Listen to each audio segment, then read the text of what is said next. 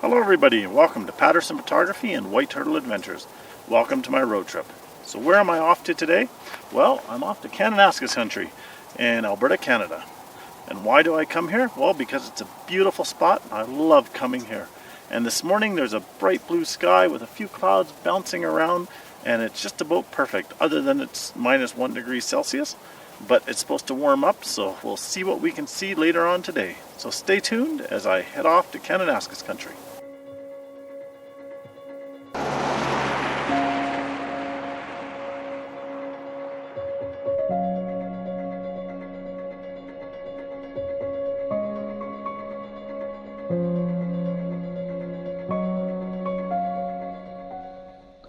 So when you enter Kananaskis Country from the south side, you actually enter through a valley, and it's kind of dramatic because you come off the prairies into a little bit of the foothills, and then you turn towards the north, and just as you turn towards the north, you see the mountains that you're about to enter. You follow along a little river for a little bit, and then the road starts to climb dramatically.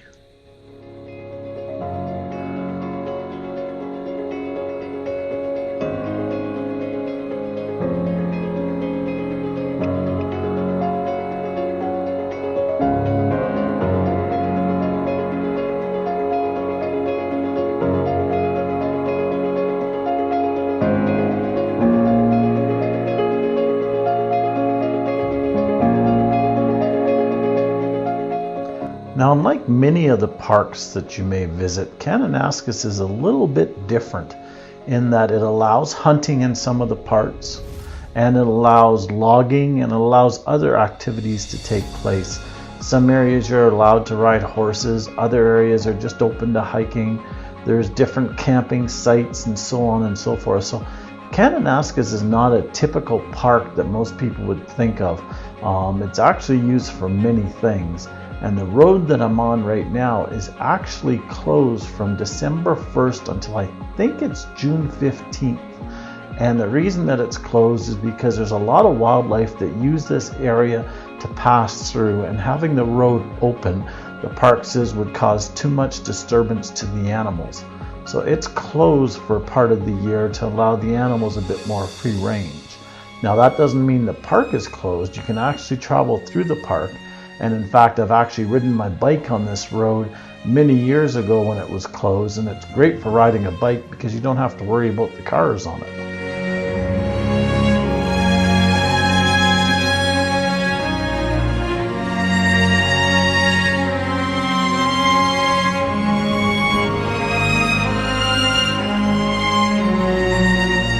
My favorite spot, and I think the favorite spot of many people, is Highwood Pass.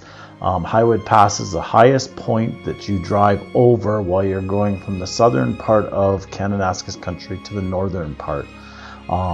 It's closed for most of the year because of snow, or I shouldn't say most of the year, but part of the year because of snow and also because of the animals. But boy, is it ever beautiful up here when it is open.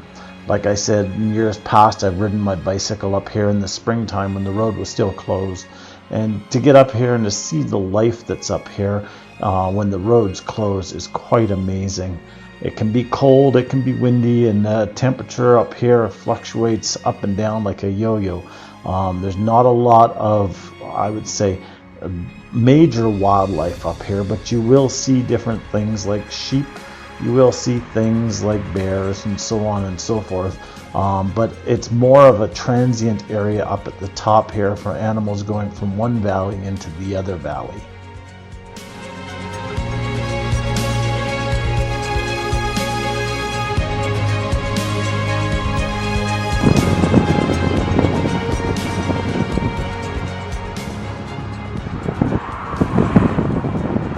So I ran through Kananaskis on Friday, and the weather was actually pretty darn nice. Like I said in the beginning, it was crisp with some blue skies, and I went and did some exploring in some other places, and you can check out those videos. And then I was heading back home, and the weather sort of took a little bit of a change on me. So it went from being a nice fall day to, shall we say, a little bit on the wintry side. And it was actually quite a cool drive. It was actually not as busy as it usually is because the snow actually kept a lot of people away. But it was quite an interesting drive coming back over the summit.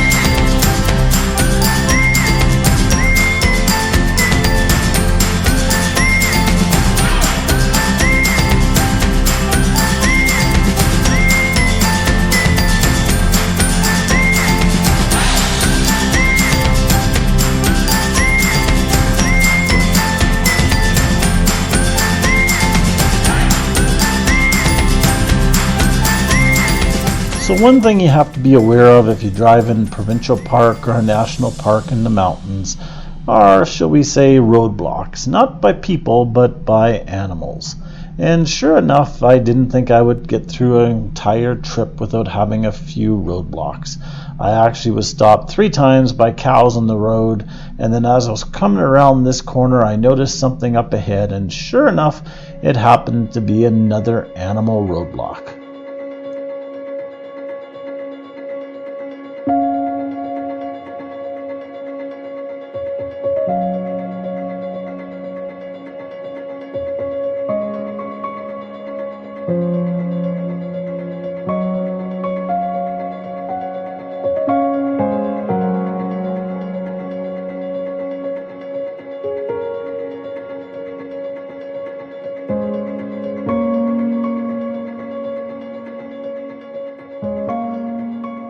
And just like what happens in a national park or a provincial park, as soon as there's an animal around the roadway, there has to be a wildlife official or a park official come by to scream at the person for slowing down for the animal. And this was no different. This lady was quite upset because she said she had seen me stop. Well, I told her she was welcome to view the video that was running to see if I had stopped, and when I told her that, her attitude completely changed. I only put on my brakes really hard once when one of the sheep decided to walk directly in front of my vehicle, and I thought that it would be nice to run it over. I guess next time I'll run it over and then take it to the wildlife official and say I didn't stop. Yeah, maybe not.